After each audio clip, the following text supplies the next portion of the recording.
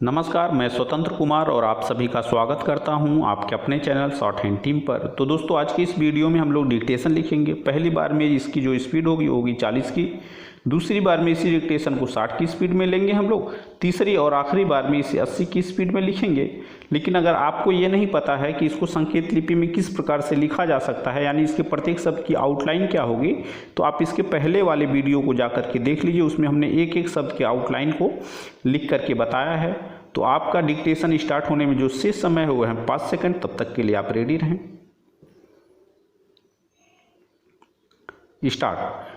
पंजाब में चुनाव की घोषणा क्या हुई कि वे सारी बातें जो वहाँ चुनाव न कराए जाने के लिए की जाती रहीं, घटित होते दिखाई देने लगी हैं।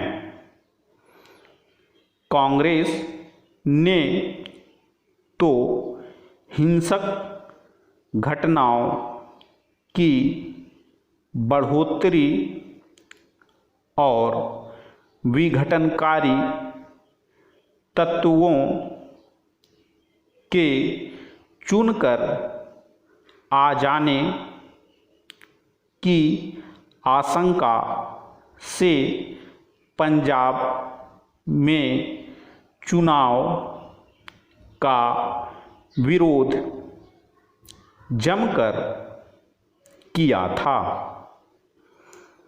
विगत समय से जो हालात वहाँ जारी हैं, उनमें निष्पक्ष और बिना हिंसा के चुनाव की संभावना ही कांग्रेस को क्षीण नजर आती थी।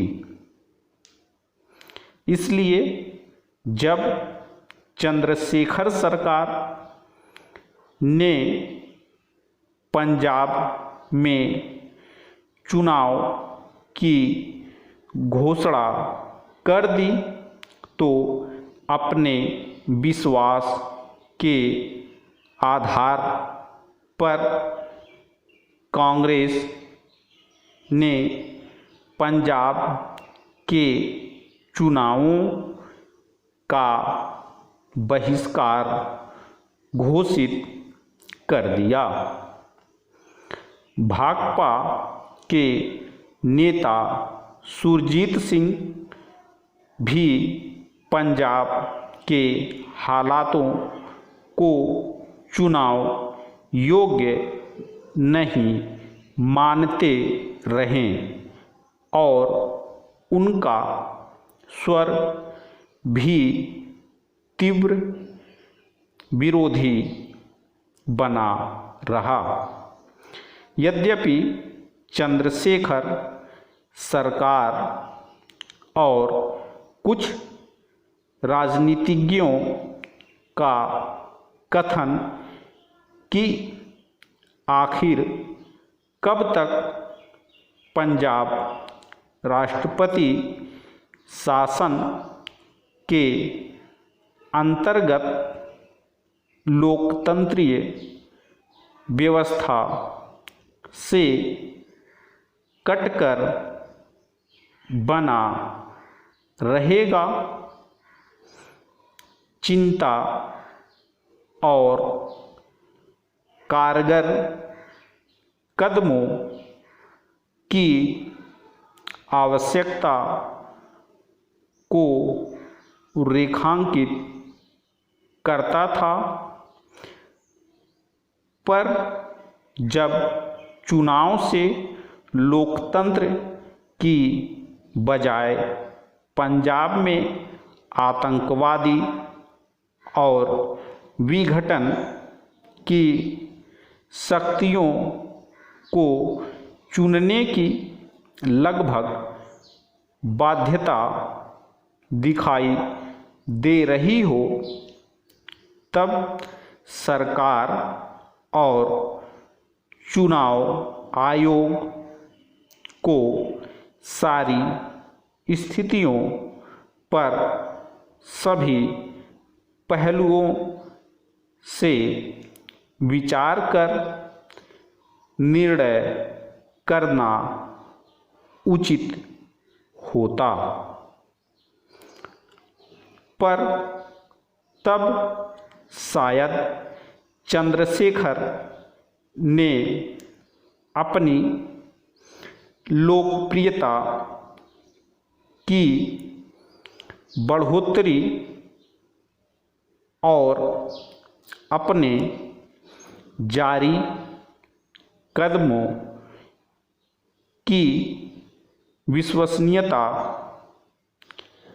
जताने के लिए विरोध के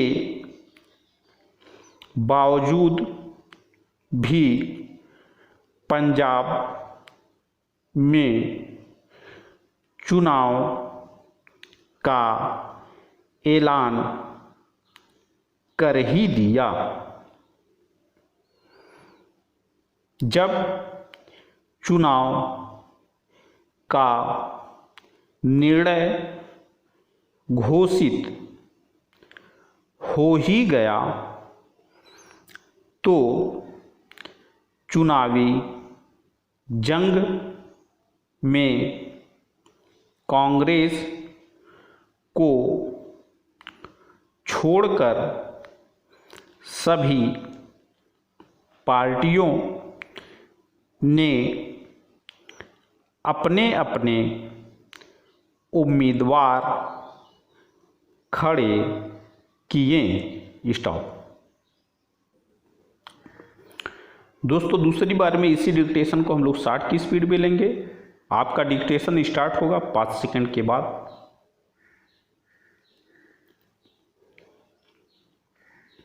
स्टार्ट।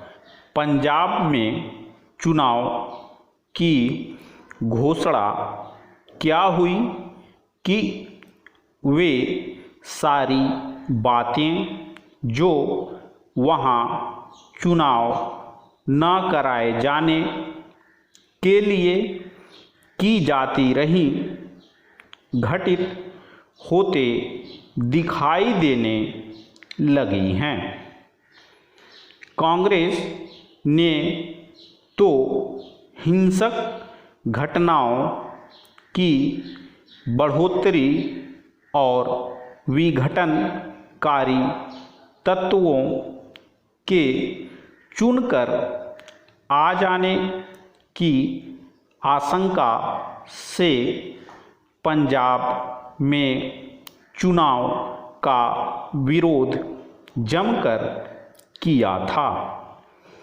विगत समय से जो हालात वहाँ जारी हैं, उनमें निष्पक्ष और बिना हिंसा के चुनाव की संभावना ही कांग्रेस को क्षीण नजर आती थी।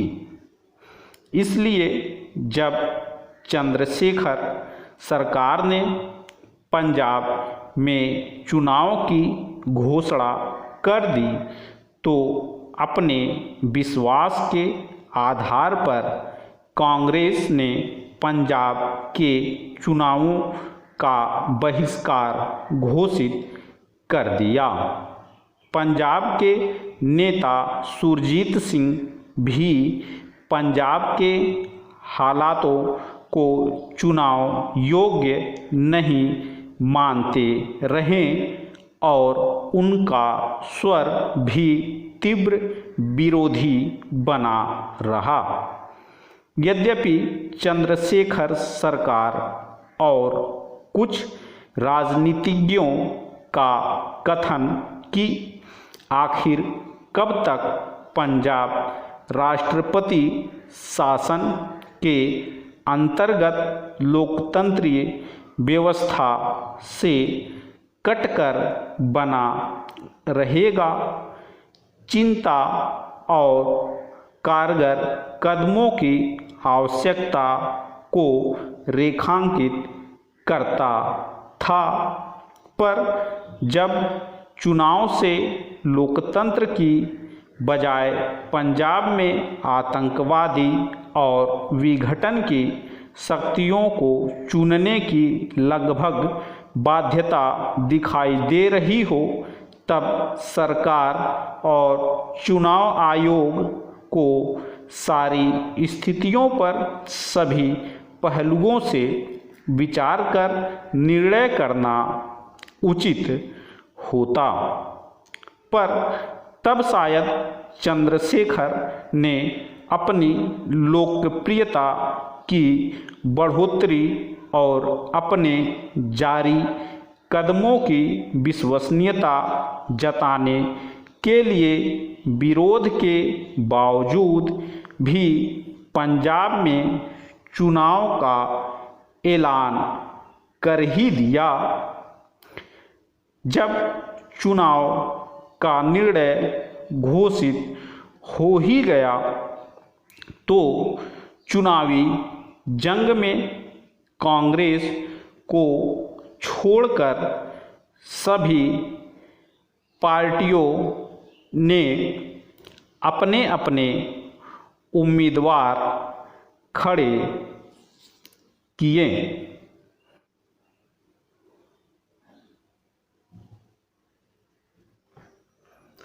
दोस्तों, इसी डिक्टेशन को आखिरी बार में हम लोग 80 की स्पीड में लिखेंगे और आपका डिक्टेशन स्टार्ट होगा 5 सेकंड के बाद। तब तक के लिए आप रेडी रहें।